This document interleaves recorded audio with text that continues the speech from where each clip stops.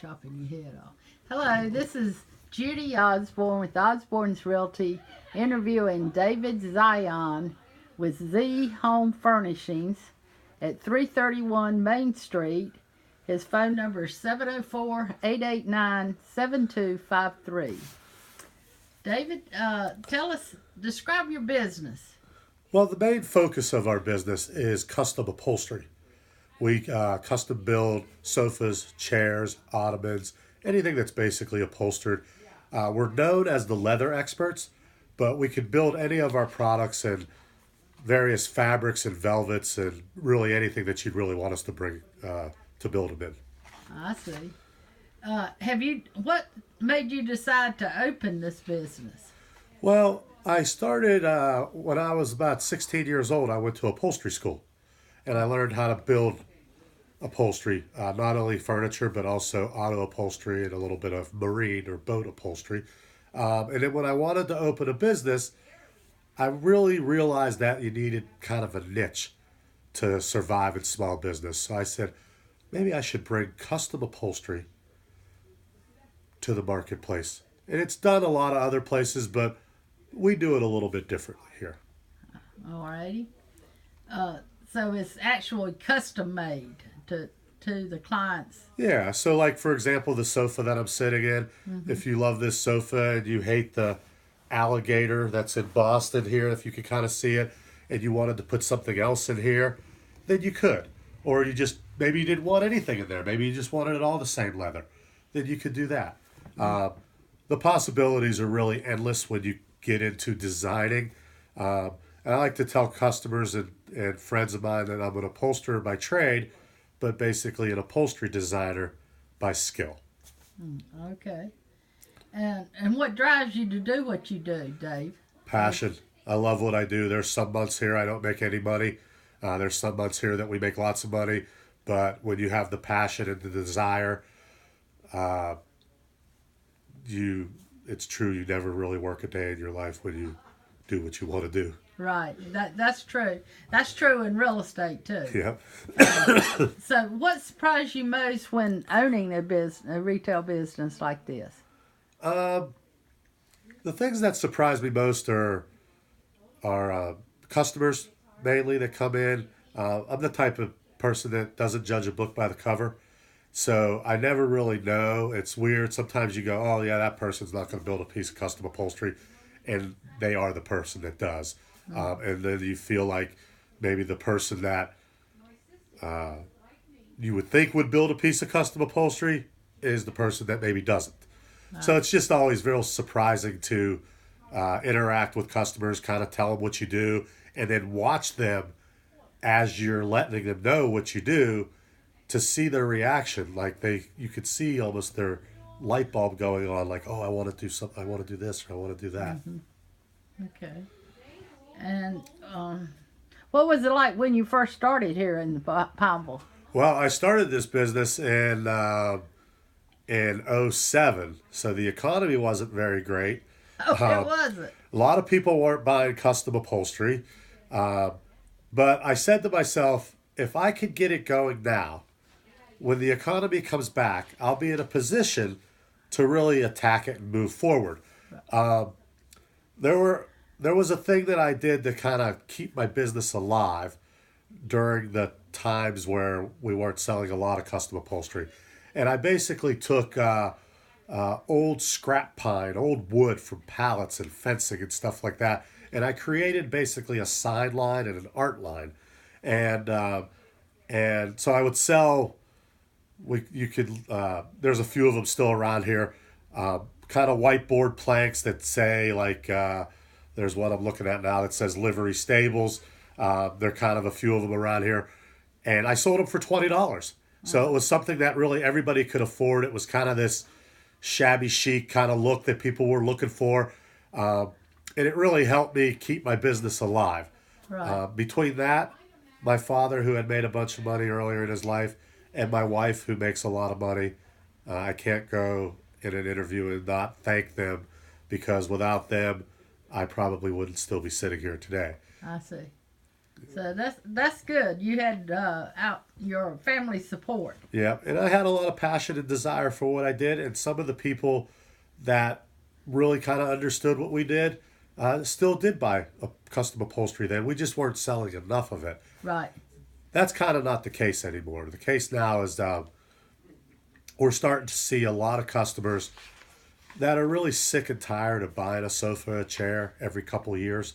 They're seeking me out because we build a quality product that generally lasts somewhere in the 11 to 15, 20-year range. What would you say is some odd requests you've had from clients? Oh, gosh. We get odd requests all the time because customers will see something on one sofa and want to adapt it to another sofa. So we're always evolving. Um, I made a sofa for a girl maybe about 6 months ago, 5, 6 months ago. And she was shopping around at other stores.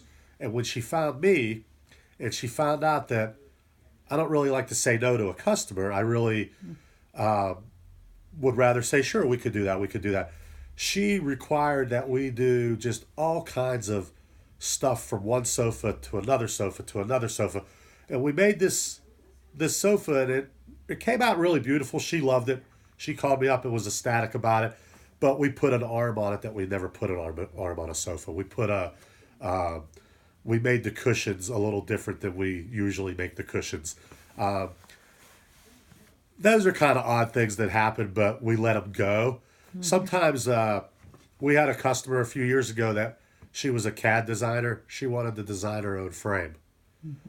So I said, that's fine. Design your own frame. Give me the measurements. I'll have my frame guy make it. We'll make a leather sofa for you. I feel like kind of the exact opposite happened with her. She kind of got the piece in her home, and she didn't seem too happy about it. Uh, you know, she designed the frame. It wasn't something that I designed. I think sometimes you get some requests, and I let people. I say yes instead of saying no. But we've had everything from can you make me a pink leather chair? And we do have pink and purple. A lot of people think leather's brown and black and green and burgundy and blue. So we've had some odd requests where, because I have the right materials, we've been able to make these kind of more odd looking pieces. So Elvis would probably fit right in with the different velvet. Oh, yeah. We have all the different velvets. Elvis would be happy as could be in here. I like to talk a little bit about velvet. I like to say I cracked the code on velvet a couple of years ago. Upholstery velvet is fairly expensive. It's generally between $75 and $90 a yard. Most of our local designers and most people that were building stuff out of velvet were encountering that same price point. Well, I'm a little bit of a different businessman. I have a retailer. I have a retail store, and I have a retailer. But I'm also in manufacturing, where we manufacture this product. So we manufacture the product, and we bring it direct to retail. And we eliminate middleman pricing. I had a customer that wanted me to build her about 5 different pieces in velvet. A sofa, a love seat, a couple chairs, things like that. But the pricing got a little bit out of what she wanted to do or what she could afford. So I said, you know what, let me do some research. Maybe I could come up and buy the velvet a little bit less expensive.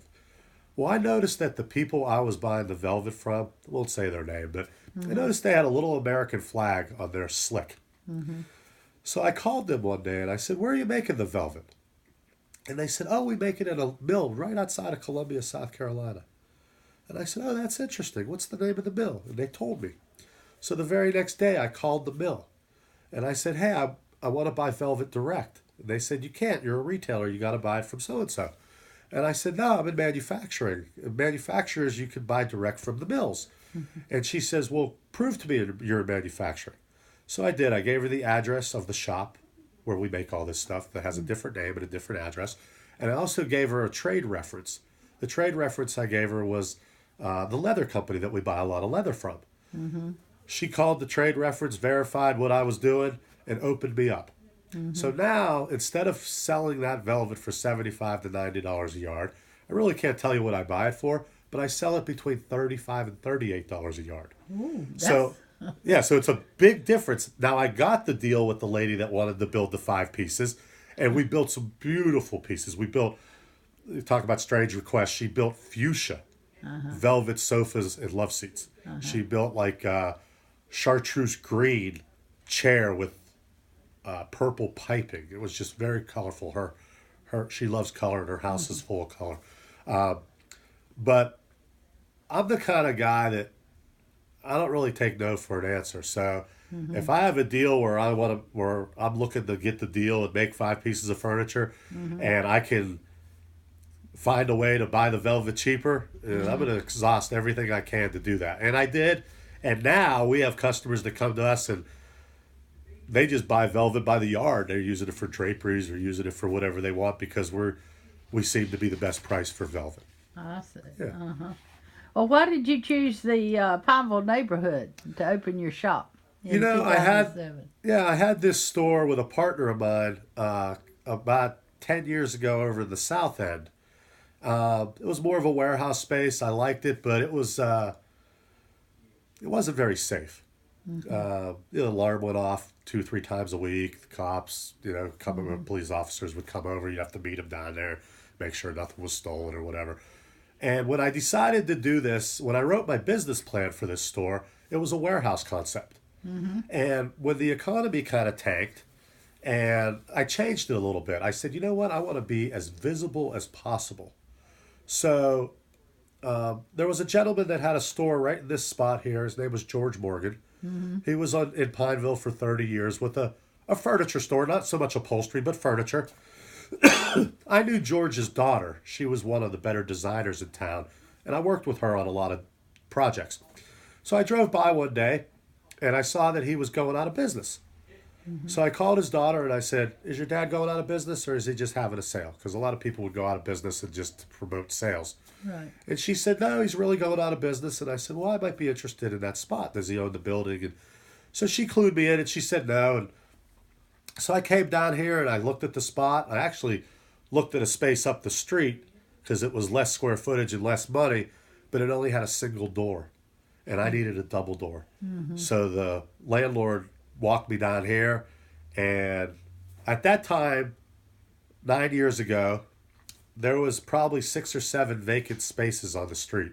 Right. Pineville was kind of in this transition where a lot of the antique and kind of what I call junk stores were leaving, and some new businesses were coming in. Right. But the thing that I really liked about it was I've worked in Pineville several years. I always made a nice living here, working when I worked at different places. And I loved the fact that I was 5-10 feet off of Highway 51, where you get 35,000 cars a day that drive by. Right. And that's one of the reasons I decided to set up my shop here. The other reason was I didn't really want to be surrounded by all the other furniture stores. I wanted to kind of isolate myself. I wanted someone to walk down the street and go, oh, look, it's a furniture store. And come in and let us tell you what we do, and then you make a decision whether you want to come back here or not. I'm going to Rooms to Go. I'm going to Value City. I'm going to Bassett. I'm going to all these places. I wanted to just set myself aside. So I thought like a really little historic area was the best place to do that. Right. Yeah. Oh, I think it's charming, and you're right. It does. Your decor and what you're selling fits right in with the historical buildings. Yeah. And it's nice now that we've moved forward. We're 9 years past. We have, a couple craft beer bars on the street. We have a couple restaurants on the street. And Right. feet on the street and brings traffic. And Right. for me, traffic results in sales. Yeah. Well, why do you think it's important for people to shop local? It's very important for people to shop local because when you shop local, the money goes to where I think people really want their money to go. When you shop here, I'm not a elaborate guy. I don't have 3 houses. I don't have 6 cars. I don't have a wife that spends money like it's going out of style.